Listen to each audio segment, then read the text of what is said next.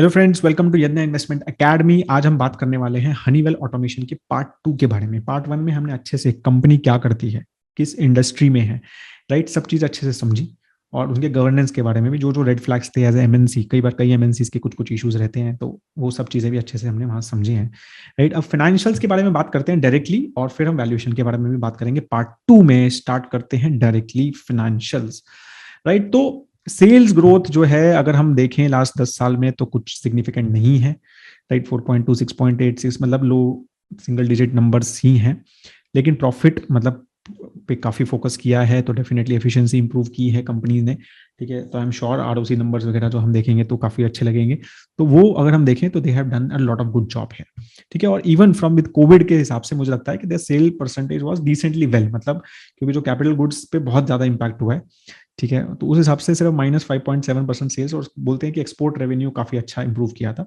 Stock returns बहुत interesting है। देखो आप 30% का स्टॉक रिटर्न दिया है 10 ईयर्स के, अगर 32%, 22, मतलब एक कंसिस्टेंटली, ठीक है, स्टॉक रिटर्न्स कंपनी दे रही है। और कंसिस्टेंटली एक्सपेंसिव स्टॉक एवैल्यूएशन में बात करेंगे बात, ठीक है। एक्सपेंस देखिए आप कितने कम, तो सेल्स से अगर हम एक्सपेंसेस का ग्रोथ कम है, इसकी वजह से प्रॉफिट ग्रोथ काफी अच्छा दिख रहा है। तो प्रॉफिट ग्रोथ काफी अच्छा है, लेकिन क्या ये एफिशिएंसी कब तक चलेगी, कहाँ जाके रुकेगी? सेल्स ग्रोथ तो आना ही चाहिए, तभी जो है आगे का प्रॉफिट ग्रोथ होगा। तो वो हम देखते हैं उसके बारे में, राइट। तो क्वार्टरली सेल्स अगर आप देखें तो ये है, मतलब 683 करोड़ का लास्ट जून क्वार्टर में अभी सेल दिया है, राइट। तो अगर हम जून टू जून देखें तो ऑफकोर्स लास्ट जून क्वार्टर में तो काफी इश्यूज थे, राइट। बट उस हिसाब से भी they have actually done low. But यही होता है ना, इनके पुराने पेमेंट्स वगैरह आते रहते हैं, ये लंबे लंबे प्रोजेक्ट्स चलते रहते हैं, तो आज सच एकदम से कुछ इंपैक्ट नहीं होता है, बीच बीच में बाद में पता चलता है इंपैक्ट, राइट। तो वैसे इनका जो क्वार्टर है सबसे अच्छा दिसंबर 2019 रहा, जिसमें इन्होंने 900 करोड़ रुपीज लाया। तो December quarter it seems is more better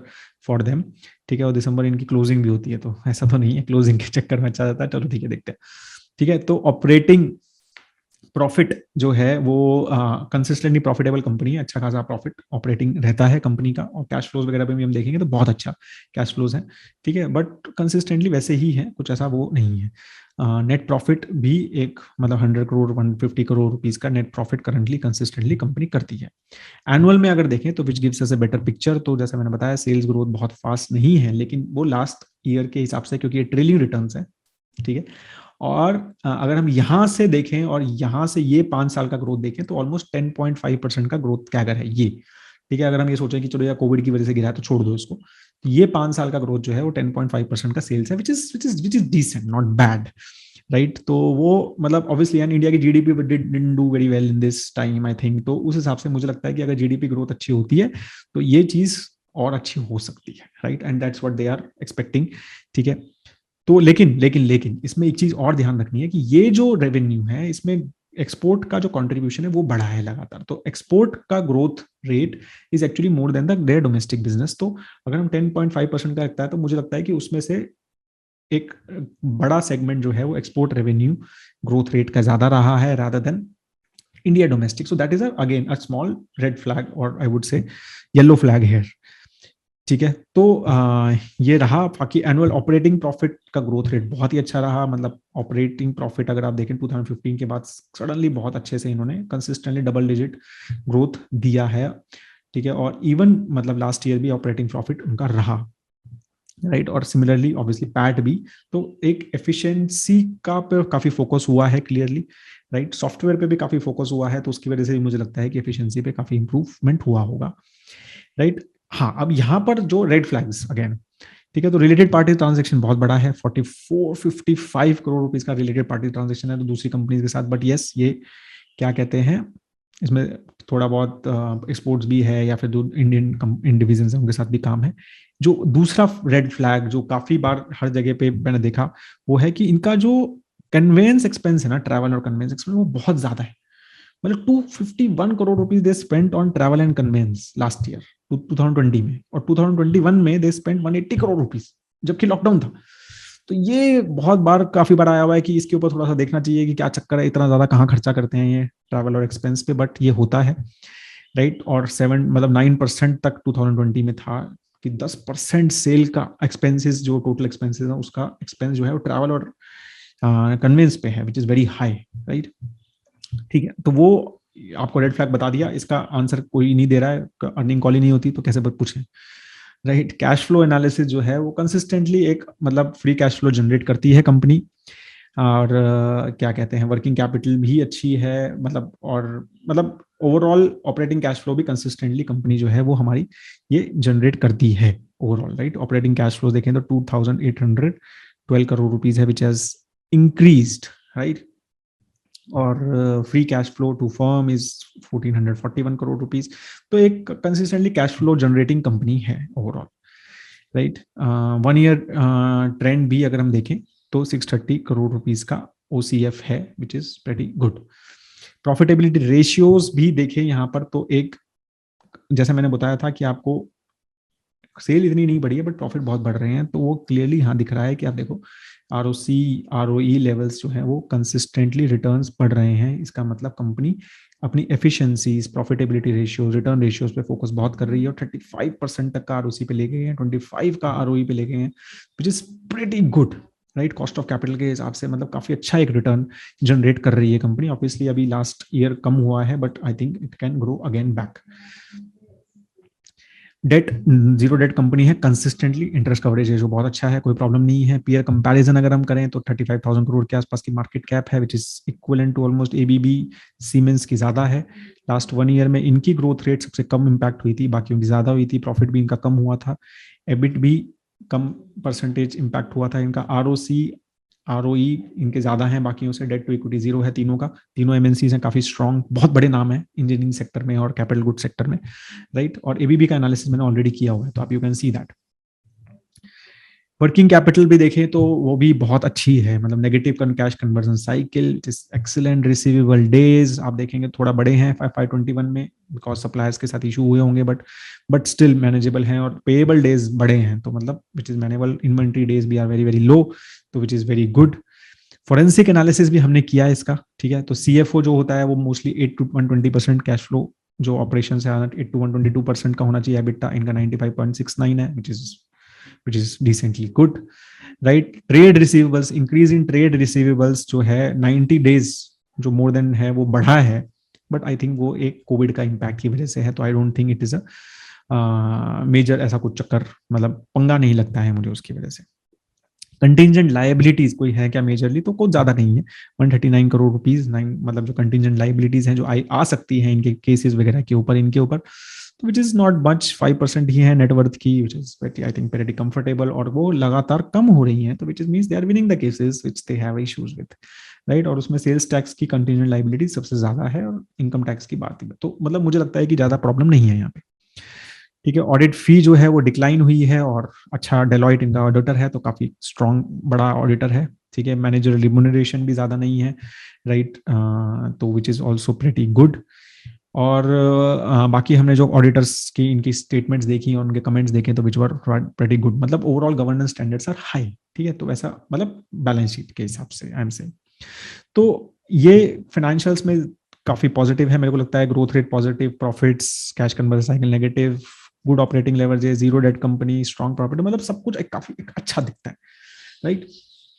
sales growth ठीक है, मतलब मुझे ऐसा लग रहा है कि वो जीडीपी के साथ काफी लिंक्ड है, और जीडीपी इंडिया की अच्छी नहीं करी तो अच्छा करेगी, तो उस हिसाब से वो बढ़ना चाहिए। एक्सपोर्ट पे फोकस ज्यादा है, वही एक डिपेंडेंसी थोड़ी एक्सपोर्ट पे ज्यादा लगती है। होपफुली वो चीज आगे देखते हैं कैसे चलती है, तो वो एक थोड़ा रिस्क है, ठीक है।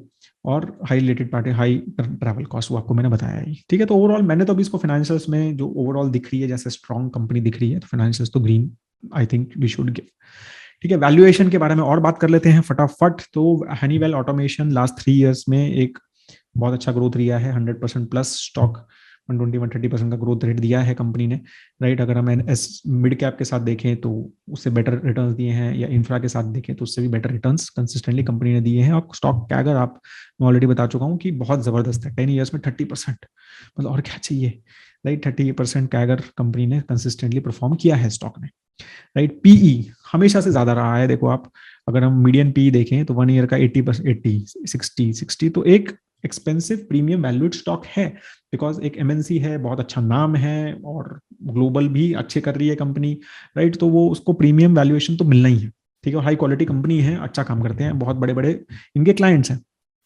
राइट। तो अभी के आसपास 80 के आसपास का पी है, बट यस ई अर्निंग जो है वो कोविड की वजह से इम्पैक्ट हुआ है, उसकी वजह से मुझे लगता है कि पी ज्यादा है, बट एज सच बहुत ज्यादा बहुत अलग नहीं है, ठीक है। और वैसे ये 60 के आसपास का मीडियन रहता है, मतलब मुझे लगता है थोड़ा ज्यादा है अभी, लेकिन बहुत ऐसा डिफरेंस नहीं लगता है कि भाई एकदम बहुत ही हाई प्राइस है, राइट। वैल्यूएशन रेशियोज भी हमें ये बताते हैं। बाकी अगर हम देखते हैं तो ईवी बाय एबिटा FY20 से कम है, ईवी बाय नेट सेल्स भी कम हुआ है, बट वैसे ओवरऑल पहले से ज्यादा है, ठीक है। मार्केट कैप टू सेल्स भी बढ़ा है, राइट, लेकिन लास्ट ईयर से थोड़ा कम है। प्राइस टू बुक वैल्यू और ये सब चीजें भी पता चल रही हैं कि अगर लास्ट ईयर के हिसाब से देखें थोड़ा कम है, लेकिन बट यस इट हैज मतलब थोड़ा सा एक ओवर ज्यादा बढ़ा हुआ है, ऐसा नहीं है कि सस्ता नहीं है फॉर श्योर, ठीक है।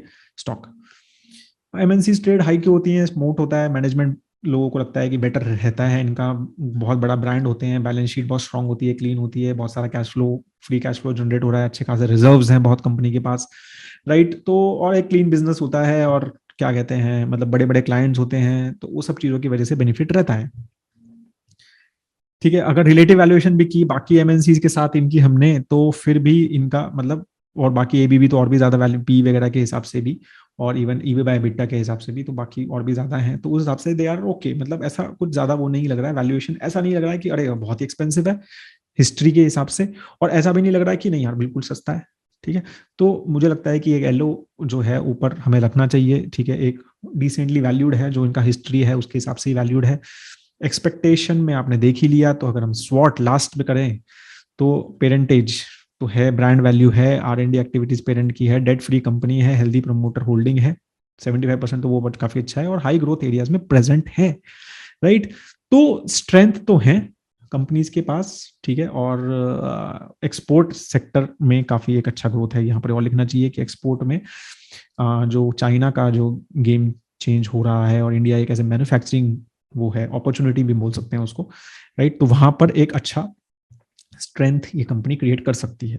वीकनेस कोविड का इम्पैक्ट हुआ, बट मुझे लगता है कि now it will should go hopefully, right. Tax litigation छोटे मोटे हैं, बट ज्यादा नहीं है, वो कम ही हो रहे हैं कंटिजेंट लाइबिलिटीज के हिसाब से, right. Dependent on cyclical industries, हाँ थोड़ा मतलब जैसे जीडीपी के ऊपर फोकस, ग्रोथ उसके ऊपर है, क्योंकि कैपिटल गुड्स मतलब जीडीपी आ जाता है, और जीडीपी ग्रो होगी तो ही ये सेक्टर अच्छे से ग्रो करेगा। एक्सपोर्ट डिपेंडेंस फॉर ग्रोथ, तो बहुत ज्यादा एक्सपोर्ट डिपेंडेंस है, राइट, क्योंकि 45% अब ऑलमोस्ट एक्सपोर्ट से ही रेवेन्यू आ रहा है, और वहीं से ग्रोथ आ रही है 4-5 साल में मेजरली। तो एक्सपोर्ट पे काफी फोकस है। एक्सपोर्ट में कुछ पंगे हुए, जैसे उन्होंने एक स्टेटमेंट नीचे लिखा हुआ है एक स्टार मार्क करके कि भाई ये एक्सपोर्ट पता नहीं होगा, तो वो एक डिपेंडेंस ज्यादा है, अगर वहां पर पंगे हुए कुछ और कुछ सोचा और कुछ किया तो फिर वो हो सकता है नेगेटिव, बट लगता नहीं है ऐसे, मतलब मेरे को लगता है कि इस टाइप की एमएनसी ये सब चीजें में ऐसे कॉम्प्लिकेट नहीं करती है मोस्टली, एंड इनका मेजरली अपना ही स्टेक है, 75% इन्हीं का स्टेक है, तो ऐसा ज्यादा इशू होना नहीं चाहिए। अपॉर्चुनिटीज मेरे को लगता है ऑटोमेशन की, मैन्युफैक्चरिंग की ओवरऑल जो है, मतलब गवर्नमेंट का जो फोकस चल रहा है, और जिस तरह से चाइना इशू हुआ, तो उसमें ये यहाँ पर अपॉर्चुनिटीज अच्छी हैं। डिजिटल एडॉप्शन और कोविड की वजह से ये एडॉप्शन बढ़ भी गया है, right. Threat cyclical negative economy वगैरह में और कुछ हुआ, अगर कोविड का कुछ और चक्कर हुआ, तो ऑफकोर्स सबसे ज्यादा इंपैक्ट होता है इनके ऊपर।